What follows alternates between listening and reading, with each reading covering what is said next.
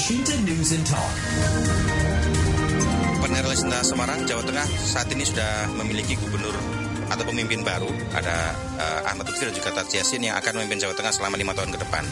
Bagaimana kemudian berkaitan dengan program-program yang akan dilakukan selama ke depan untuk melayani masyarakat. Kita sudah bersama dengan Ketua Tim Percepatan Pembangunan Daerah Jawa Tengah, Dr. Zulkifli MM.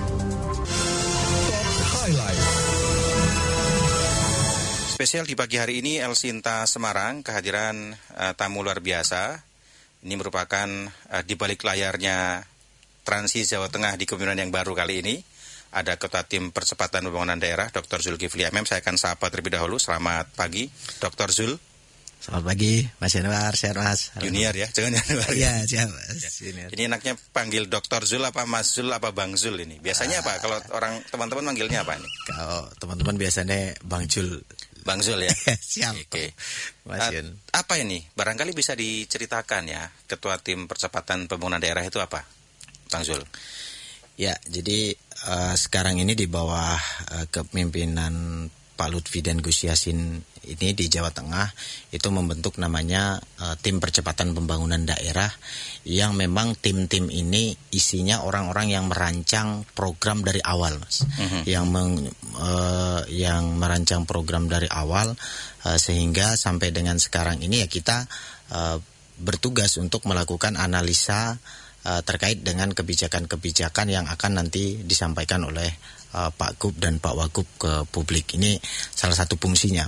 Yang kedua, fungsi dari tim ini adalah mengkoordinasikan dengan semua elemen, termasuk dengan semua sektor. Kalau kemarin kita di masa transisi sebelum pelantikan itu sudah sowan kepada NU, sowan kepada Muhammadiyah, diskusi dengan rektor, diskusi dengan tokoh-tokoh masyarakat, kemudian roadshow. Ini menjadi salah satu memang diskusi dengan pakar, itu yang dilakukan agar kebijakan-kebijakan yang diambil oleh Pak Gub ini sesuai dengan kebutuhan masyarakat dan bisa mengangkat derajat dan kesejahteraan masyarakat Jawa Tengah. Itu yang pertama, karena mengingat visi misi dari Pak Gub dan Pak Wagub ini kan mewujudkan Jawa Tengah menjadi provinsi yang maju berkelanjutan menuju Indonesia Emas 2045. Artinya tidak ringan bebannya. Mengingat yang kedua, Mas Yun, di tahun 2025-2029 ini adalah milestone pertama RPJMD. Oke. Nah, sehingga pondasinya itu ditentukan di dalam periode pertama ini, gitu, Mas. Itu yang menjadi salah satu, sehingga tim percepatan pembangunan ini melakukan sinkronisasi atas semua kebijakan-kebijakan yang ada, termasuk memantau dokumen perencanaan dan lain sebagainya. Itu menjadi salah satu output yang diharapkan dari tim percepatan pembangunan daerah. Gitu. Sebelum jauh ke arah sana, Siap. saya mau ngobrol-ngobrol dulu berkaitan dengan tim transisi ini. Berarti ada berapa tim transisi atau tim percepatan pembangunan daerah ini? Selain Bang Zul sendiri. Kalau tim percepatan pembangunan itu hanya 4. Ada saya, Mas Wahid, Bu Andina, sama Mas Haryanto. Keempat tempat ini mengurus Jawa Tengah ya? Iya, mengurus Jawa Tengah dan semuanya doktor. Itu salah satu, karena benar-benar memang akademisi, kecuali Pak Har ya, yang salah satunya yang kita ambil dari lini tokoh masyarakat. Itu menjadi salah satu. Oke. Seberapa sulit ada kesulitan tidak ya kira-kira dalam proses transisi dari pemerintahan sebelumnya ke pemerintahan baru di Jawa Tengah berkaitan dengan program-program yang akan dilakukan? Karena kan pasti dimanapun tempatnya, ketika suatu daerah memiliki pemimpin baru pasti akan membawa program-program baru yang mungkin barangkali akan berbeda dengan kepemimpinan sebelumnya. Itu bagaimana? Ya, kalau kita lihat ya program-program ini sangat bagus dan langsung menyentuh masyarakat, gitu, Mas. Nah, sehingga yang dilakukan oleh Pak Gub dan Pak Wagub ini dari visi misinya yang harus kami kawal di tim percepatan pembangunan adalah bagaimana melakukan akselerasi kan setiap aktivitas dan kebijakan yang diambil. Nah, kesulitannya ada di mana? Karena banyak program baru, gitu. Banyak program baru karena mengingat RPJPD jangka panjang yang 20 tahun ini kan tahun pertamanya mengangun fondasi, sehingga sangat concern terhadap 3 kebijakan utama di dalam RPJPD, yaitu transformasi sosial, transformasi ekonomi, dan transformasi tata kelola. Yang semua OPD itu masih mengenal hal baru ini. Nah, ini yang kesulitannya, bagaimana memerger dari budaya baru menjadi budaya dari budaya lama menjadi budaya baru, aktivitas lama menjadi aktivitas baru. Nah, ini yang salah satu kesulitan yang kita hadapi. Yang kedua, kesulitan jadi kan yang paling penting Pak Gub ini kan salah satu kepemimpinan taktis, Mas. Ya. Nah, kepemimpinan taktis itu salah satunya adalah kecepatan. Agility dari birokrasi ini sangat-sangat diuji. Nah, yang kedua, kalau dari pemerintahan sebelumnya apa nggak terlalu cepat? agile-nya, Mas, ya. agility-nya itu menjadi salah satu. Yang kedua, yang ketiga itu terkait dengan Pak Gub ini mengangkat semangat kolaboratif governance. Jadi melibatkan semua, Mas. Jadi dalam waktu dekat kita di hari Senin ya kalau nggak salah itu MOU dengan 40-an atau 50-an rektor. Nah, itu harapannya dengan sengkuyung bareng-bareng itu untuk membangun Jawa Tengah. Salah satu idenya apa? Itu terkait dengan membangun kekuatan basis ke masyarakat itu oleh kampus. Misal KKN tematik, Mas. Nah, penanganan stunting. Ada berapa kampus yang memiliki fakultas kedokteran? Yuk bareng-bareng, lokusnya sudah ditentukan mana saja desa-desa yang banyak stunting. Nah, itu menjadi edukasi yang dilakukan oleh Pak Gub, ide-ide Pak Gub gitu. Kemudian ada mengajak komunikasi dengan semua anggota DPR RI dan lain sebagainya. Ini dalam waktu dekat yang dilakukan sehingga spirit kolaboratif governance itu terlihat. Itu menjadi salah satu. Oke. Dengan pengusaha juga, Mas. Kemarin kita dengan Kadin sudah melakukan koordinasi dan ini sudah paralel semua komunitas yang ada di Kadin. Kadin ini kan rumah besar pengusaha ya. Iya. Asosiasi-asosiasi kita melakukan audiensi yang harapan kita akhirnya nanti ber-MOU bersama untuk membangun Jawa Tengah itu loh, Mas, melalui dana CSR, program penerima lapangan kerja. Komunikasi dengan birokrasi bagaimana? Karena butuh waktu ya. Birokrasi kan luas juga ya. Dengan birokrasi yang ada di Pemprov Jawa Tengah ini bagaimana? Karena birokrasi ini kan pasti membawa mindset lama juga, kebijakan-kebijakan lama. Ini bagaimana yang dilakukan? Kalau kita so far aman sekarang ini karena Mas Yun, kalau saya pribadi, Mas Wahid, mungkin kan karena udah lama ya berinteraksi dengan teman-teman eksekutif, teman-teman legislatif, karena sebelumnya di tenaga ahli DPRD Jawa Tengah itu berdua memang sama Mas Wahid. Jadi kita sudah agile aja. Sekarang nggak ada kecanggungan sama sekali gitu. Artinya bisa diterima juga di kalangan birokrasi bahwa kebijakan-kebijakan ini bisa dijalankan dengan cepat. Alhamdulillah itu bisa, luar biasa memang penerimaan dari teman-teman, bahkan dari semua dinas itu sangat antusias terkait dengan program-program baru karena mengingat ini adalah milestone pertama RPJPD, itu yang paling penting, Mas. Permasalahan di Jawa Tengah apa sih sebenarnya yang kita bagi dulu di soal permasalahan sosial? Apa permasalahan sosial yang akan menjadi fokus? Sekarang kan tadi ada tata transformasi sosial ya. Masalah sosial yang akan menjadi fokus pekerjaan yang harus diselesaikan di Jawa Tengah dari gubernur terpilih dan juga wakil gubernur terpilih apa ini? Ya, kalau dari sisi sosial, Mas Yun, yang menjadi persoalan itu kalau kita lihat dari runtutan beberapa tahun terakhir gitu, itu yang pertama adalah terkait dengan kemiskinan. Ya, kita masih nomor 2 tertinggi ya setelah Jogja. Nah, walaupun kita sudah di 1 digit, sudah di 9 koma, tapi ini masih cukup tinggi. Nah, ini menjadi salah satu. Sehingga terobosan-terobosan untuk mengangkat kemiskinan itu kalau kita lihat kan ada beberapa sektor nih, ada terkait dengan pelayanan dasar, ada ekonomi, kemudian ada infrastruktur dasar dan lain sebagainya. Inilah yang harus digenjot di program-program strategisnya Pak Gub. Itu, Mas. Kalau di sosial. Yang kedua terkait dengan lapangan kerja. Ya. Kalau ini dilihat ekonomi juga. Nah, terkait dengan ekonomi. Lapangan kerja di Jawa Tengah itu tidak kurang. Tidak kurang, Pak. Tetapi link and match yang nggak ada. Link and match-nya yang nggak ada. Antara lulusan semisal dengan kebutuhan industri kerja.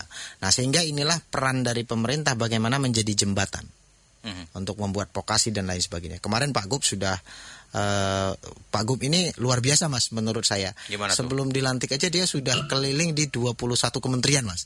Artinya benar-benar pingin Jawa Tengah itu menjadi salah satu provinsi yang episentrumnya nasional lah gitu loh. Nah, itu yang jadi salah satu.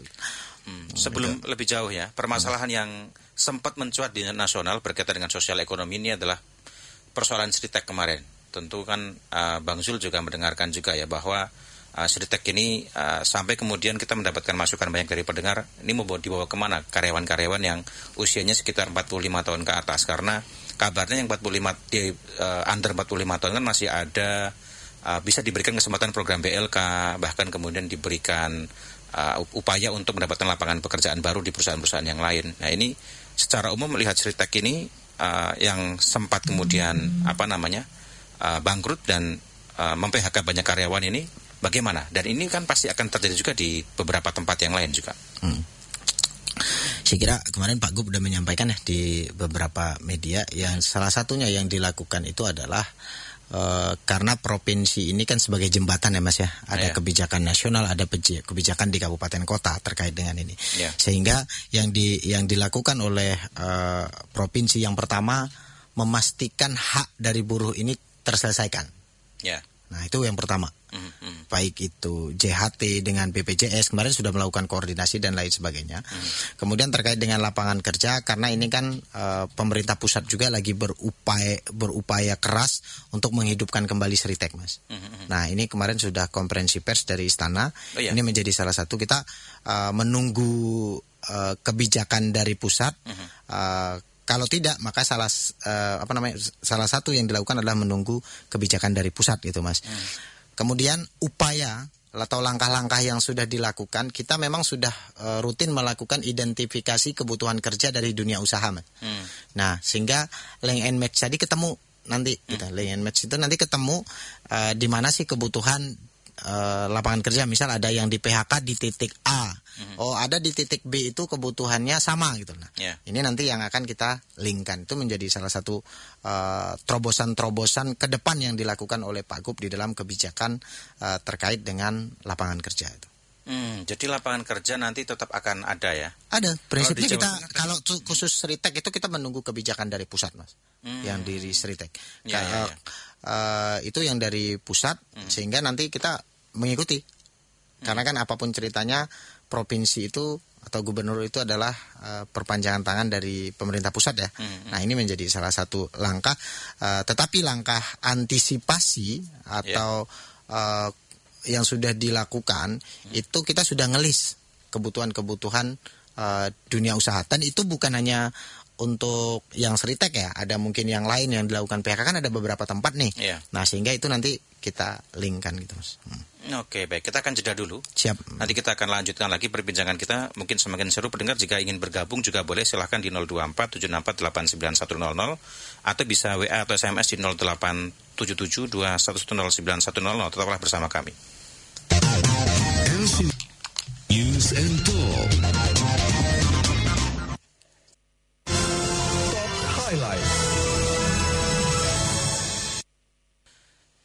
Ya, kembali lagi pendengar dalam program Talk Highlight. Pagi ini masih bersama dengan Ketua TPPD atau Tim Percepatan Pembangunan Daerah Provinsi Jawa Tengah, Dr. Zulkifli MM. Ada beberapa yang ingin saya sampaikan, tapi ternyata ada pendengar yang sudah masuk via WA. Ada Pak Yani di Kendal, ini menyampaikan, beda ini beliau menyampaikan registrasi cek fisik itu mengirim foto ya, cuma mengirim fotonya begini, registrasi cek fisik, bantuan dari buka tutup berkas double-double yang ya sih balik nama gratis, maksudnya ini balik nama kendaraan, tapi kalau dari buka sampai tutup berkasnya double-double, ini bagaimana? Mungkin ini bagian dari kebenaran tidak, atau ini sudah beda ya, kalau balik nama kendaraan dan sebagainya itu, Bapenda, masih Bapenda? Bapenda. Tapi masih provinsi. Barangkali bisa masuk ini ya, menjadi masukan juga ya, catatan bahwa kalau ngurusin kendaraan ternyata buka tutup berkas double-double, balik namanya gratis, kata Pak Yani di Kendal. Siap. Terus ada lagi yang beberapa, tolong jalan berlubang segera diatasi karena jalan berlubang mengganggu aktivitas. Ada juga pendengar Pak Edi yang menyampaikan seperti itu. Ini 2 pendengar ya. Nah, karena ada pendengar yang menyampaikan tadi soal infrastruktur, nah saya pengen tahu kebijakan infrastrukturnya bagaimana nih di Jawa Tengah, terutama berkaitan dengan kebijakan jangka pendek dan jangka panjang gubernur kita. Kalau mungkin barangkali kita flashback more ya, di pemerintahan sebelumnya ini kan sangat fokus di infrastruktur. Ada dulu kebijakan namanya, kita masih ingat, Jateng tanpa lubang. Tapi kemudian di tengah jalan masih ada beberapa evaluasi ternyata yang tidak semuanya bisa terlaksana, mungkin faktor alam, faktor cuaca, mungkin juga faktor pengerjaan ketika di lapangan. Nah itu Bagaimana konsen infrastruktur, program infrastruktur yang dilakukan oleh wakil gubernur sekarang, Bang Zul? Ya, baik Mas Yun. Jadi konsep pembangunan di Pak Gub ini adalah pembangunan tematik, Mas. Okay. Itu yang disampaikan beberapa kali di pertemuan dan lain sebagainya.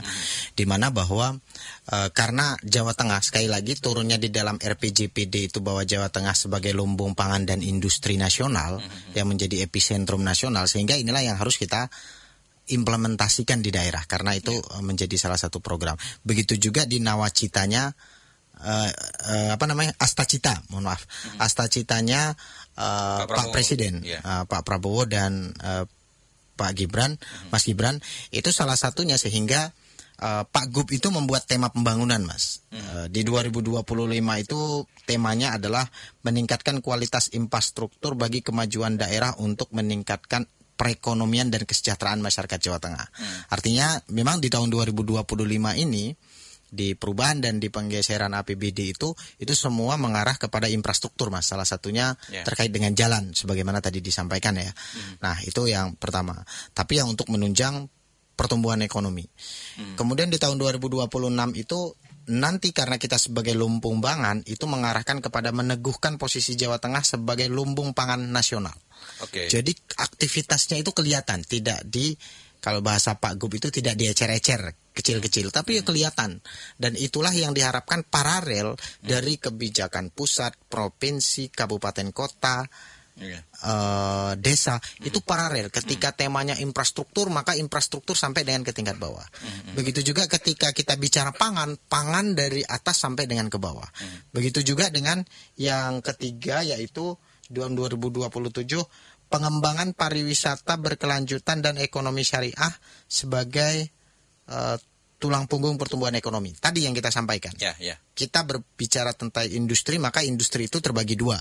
Industri besar dan industri kecil. UMKM. Nah, industri kecil yang ada UMKM, ada Ekrab, kemudian kawasan industri kalau yang besar.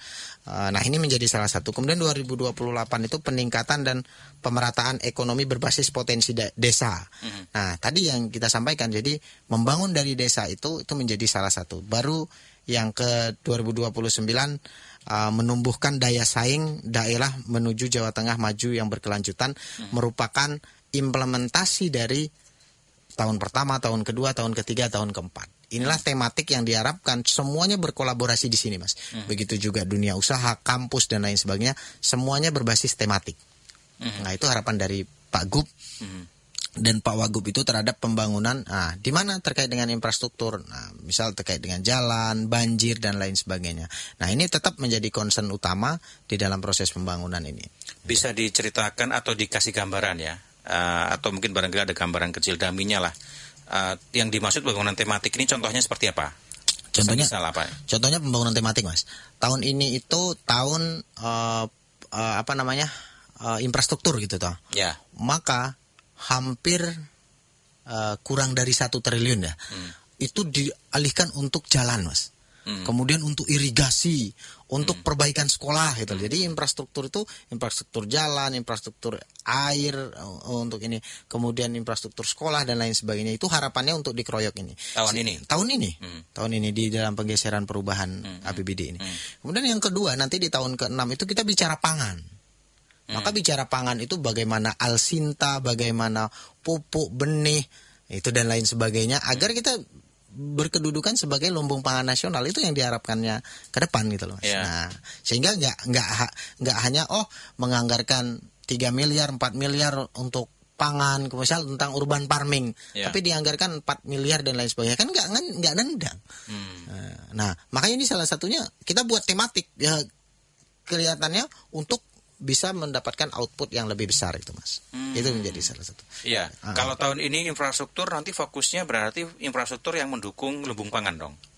Bukan itu, untuk pertumbuhan ekonomi dan kesejahteraan. Ada jalan, ada irigasi, ada untuk pelayanan dasar itu ada sekolah. Nah, itu yang menjadi salah satu. Nah, termasuk infrastruktur teknologi dan data ya yang menjadi persoalan senasional itu terkait dengan data, dan itu concern juga memang Pak Gub. Berkaitan dengan persoalan infrastruktur yang kelihatan ya. Ini kan tadi masukan berkaitan dengan jalan berlubang.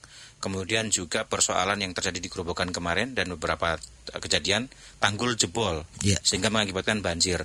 Dan ini kejadian hampir tiap tahun ya. Kejadian seperti itu pasti muncul. Dan biasanya yang muncul di Sungai Wulan, semisal di kawasan Demak dan sebagainya. Kemudian di kawasan Pekalongan kita lihat sudah mulai agak jarang ya, tapi masih ada. Itu bagaimana? Apakah itu juga akan masuk dalam fokus atau seperti apa? Ya. Tadi Mas, ketika kita bicara terkait dengan infrastruktur, maka kita akan melihat terkait dengan kuantitas dan kualitas ya Mas ya. Nah bagaimana bahwa kalau keberpihakannya itu fokus, saya kira kuantitas dan kualitas itu bisa tertangani gitu loh Mas. Nah misal kalau fokus jalan untuk jalan-jalan dicor, maka selama 5 tahun kan aman Mas. Atau selama 7 tahun umpamanya. Nah ini kita kemarin mengharapkannya di dalam kepemimpinan Pak Gub dan Pak Wagub ini berharap bahwa basisnya itu bukan lagi output Mas, bukan lagi target realisasi, bukan itu, tapi outcome yang dimanfaatkan oleh masyarakat. Sehingga kemarin kita melakukan roadshow ini kan Pak Gub mencanangkan roadshow ke semua kabupaten kota. Ini kita sudah dapat 5 kabupaten. Selama menjabat ini? Iya, selama menjabat sudah 5, dan kemarin di kementerian sebelum menjabat itu sudah 21 kementerian. Luar biasa ya. Nah, itu capek ya. Itu menjadi salah satu gagasan dari Pak Gub. Itu harapannya memang ke depan basisnya adalah outcome. Misal Pak Gub mencanangkan spesialis keliling. Jadi pelayanan kesehatan, spelling Mas. Dokter spesialis keliling ke desa-desa. Dokter spesialis keliling ke desa-desa untuk TBC, periksa TBC, serviks dan beberapa program yang lain. Itu luar biasa. Animo dari masyarakat itu luar biasa. Nah inilah yang menjadi salah satu harapan dari Pak Gub ini, mendekatkan pelayanan sampai dengan ke tingkat bawah. Sampai segitunya ya. Jadi tadi yang program spelling apakah itu aja? Ada persoalan lain semisal berkaitan dengan ibu hamil, angka kelahiran, kemudian juga AKI, AKB gitu ya. Nah itu suplemen, bahkan itu menjadi concern, bahkan karena kegiatan aktivitas misal dari realokasi anggaran ini dianggarkan itu Mas, terkait dengan aktivitas untuk memberikan suplemen kepada ibu hamil, kepada ibu menyusui dan lain sebagainya. Sembari memang ada juga kan makan bergizi itu yang dari pusat MBG ini. Nah kita supply di suplemen gitu Mas. Itu programnya dari Pak Gub. Jadi paralel antara pusat ketika sudah memberikan makan bergizi kepada ibu hamil, maka pemerintah provinsi injek suplemennya Mas. Nah ini harapannya bisa bersinergi di semua lapisan masyarakat itu. Ini ada yang nanya juga pendengar berkaitan dengan PR Jateng banyak dan mumet, padahal aglomerasi dengan pusat sangat kental begitu. Ini ada persoalan aglomerasi ini gimana? Salah satu memang di program Pak Gub itu adalah kalau di RPJPD di RT RW itu Mas sudah ditetapkan 10 aglomerasi Jawa Tengah ya. Nah 10 aglomerasi juga menjadi concern, memang menjadi salah satu dari Pak Gub kemarin ketika kita dengan Kadin, misal yang Solo Raya, Kedu, kemudian Gedung Spur. Itu menjadi salah satu konsentrasi dari Pak Gub. Hanya saja ini kan lintas sektor, linsek. Ada kebijakan regulasi menetapkan itu perpres. Misal Gedung Spur udah ada tuh perpresnya Gedung Spur. Apa saja aktivitas yang dilakukan, mana yang APBN, sehingga yang salah satu konsentrasi dari Pak Gub itu yaitu ada biru kerjasama itu yang diharapkan nanti membuat komunitas-komunitas untuk membangun aglomerasi itu. Gitu. Baik, kita akan jeda lagi ya. Nanti kita akan lanjutkan. Saya pengen ngobrol juga berkaitan dengan transformasi ekonomi dan juga tata kelola yang perlu kita bahas, dan juga bagaimana sih Jawa Tengah dalam konteks nguri-uri budaya, karena Jawa Tengah punya budaya yang kuat, dan juga ini mau mudik nanti kita akan seperti apa nih untuk mudik kita. Kita akan kembali setelah jeda berikut ini. El Sinta Semarang News and Talk.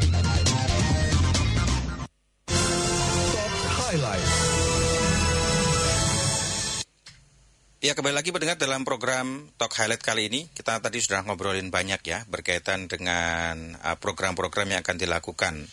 Tapi sebenarnya kita perlu ngobrol juga yang masuk dalam sektor-sektor sosial ekonomi dan juga budaya. Tapi saya pengen ngobrolin dulu soal budaya. Ada yang bilang, Bang Zul, jika budaya Jawa Tengah itu semakin lama semakin terkikis. Sehingga perlu ada upaya dari pemerintah dan juga semua kalangan ini untuk mendorong agar budaya kita tetap terjaga, karena bagaimanapun diaspora Jawa ini luar biasa di mana-mana.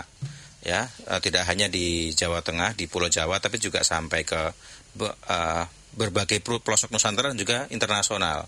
Bahkan kita punya orang Jawa di Suriname juga kan ya, dan juga di Belanda dan juga daerah-daerah yang lain. Ini bagaimana dalam konteks budaya ini bisa mensinergikan dengan program-program yang lain sehingga tidak hanya budaya itu teruri-uri, tapi bisa terberdayakan menjadi kalau bahasa orang perusahaan cuan gitu ya, dan memberdayakan masyarakat lah kira-kira. Bagaimana peran atau program yang akan dilakukan ke depan?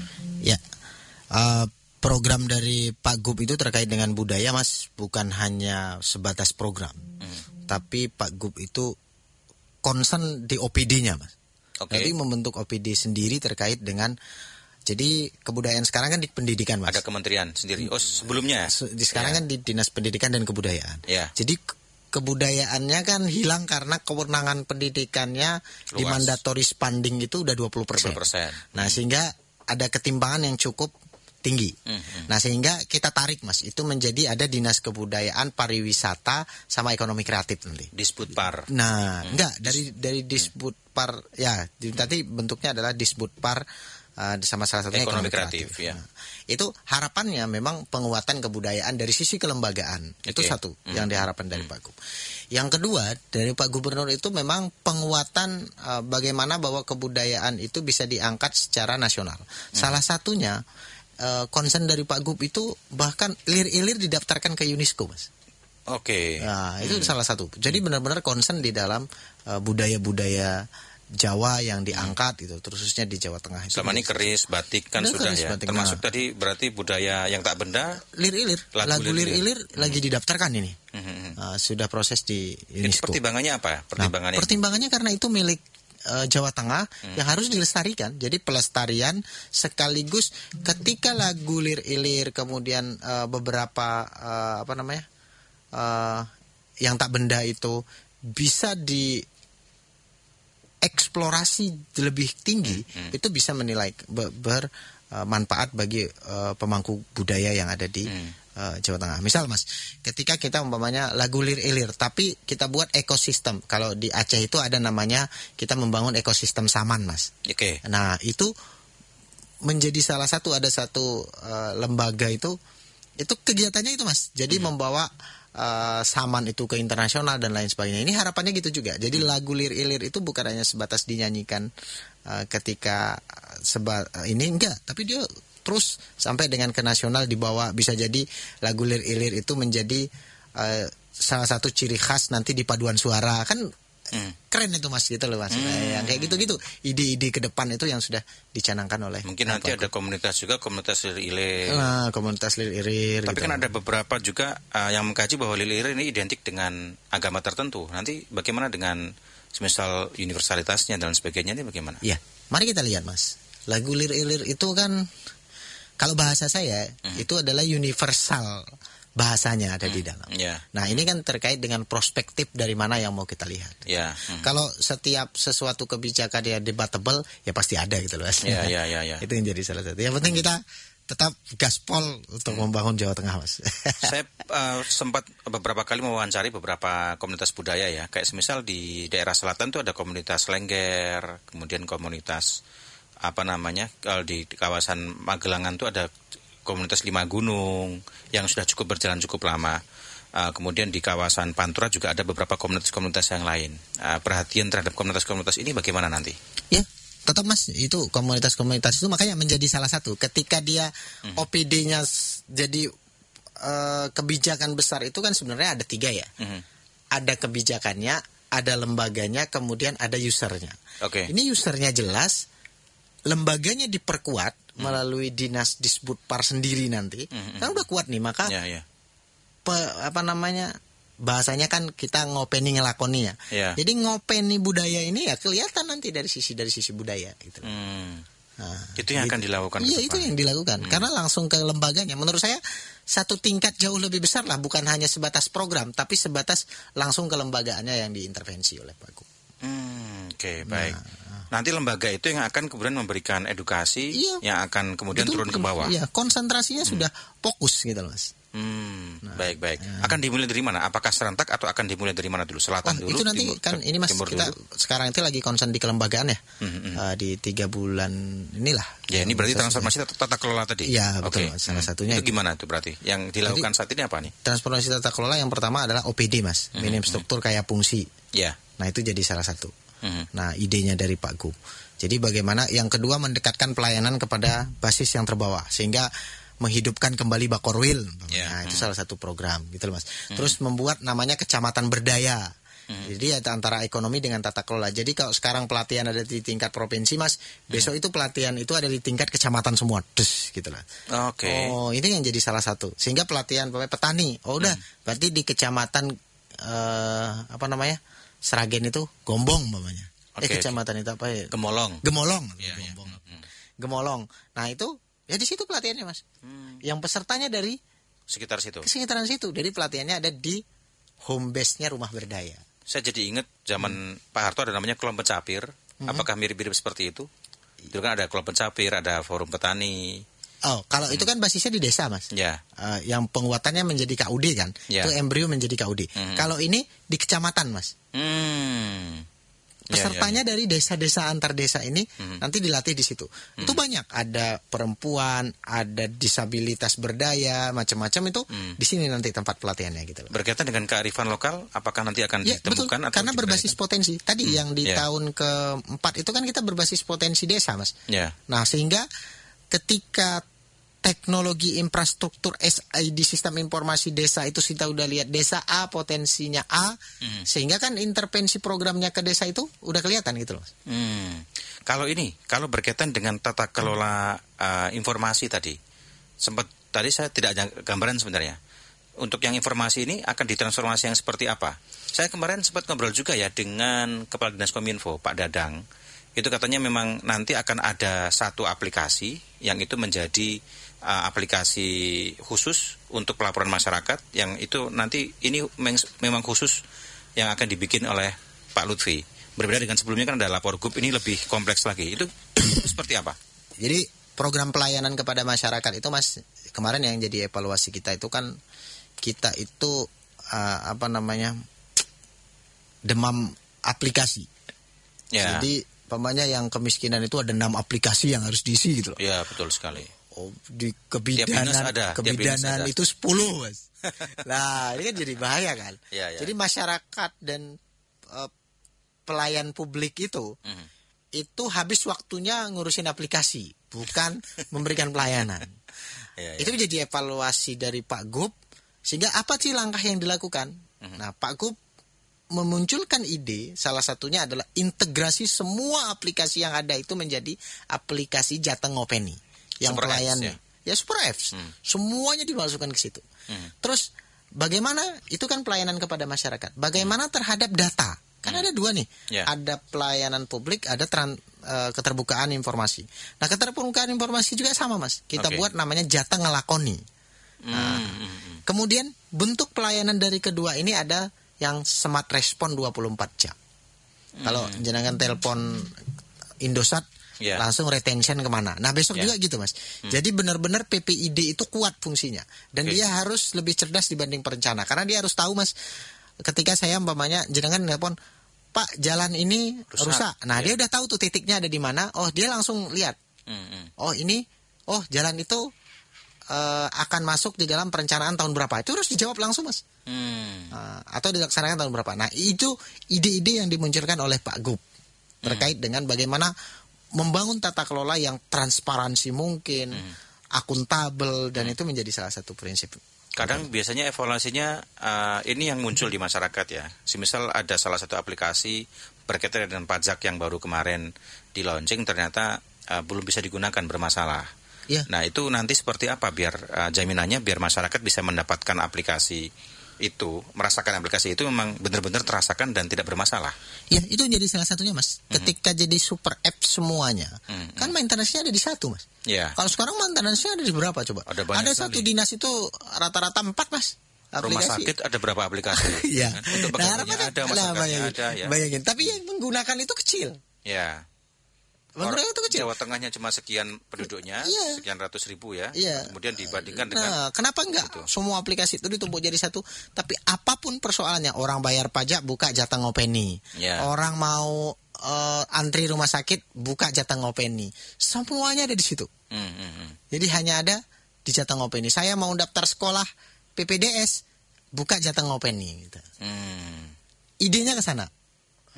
Ini baru ide atau sudah nanti akan aplikasi? Udah mulai. Makanya salah satunya infrastruktur teknologi dan data itu salah satu memang konsentrasi di tahun ini. Tahun pertama. Tahun ini ya. Jadi tahun pertama ini infrastruktur fisik dan juga infrastruktur teknologi. Kira-kira apa kendala yang akan yang sudah mungkin dirasakan dihadapi dalam proses penyatuan aplikasi? Ego sektoral, Mas. Oh, oke. Gimana tuh?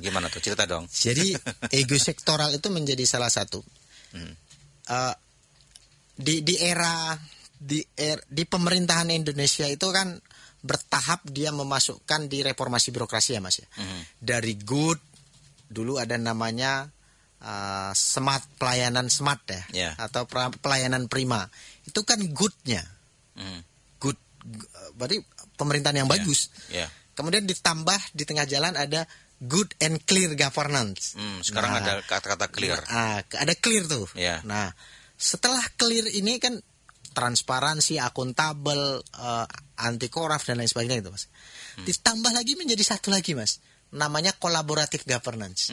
Pak Gub itu merancang pemerintahan dia itu 3, Mas. Sudah bagus, smart, taktis, ditambah lagi clear, ditambah lagi bisa bekerja sama. Nah, tantangannya ada di kerjasama, Mas.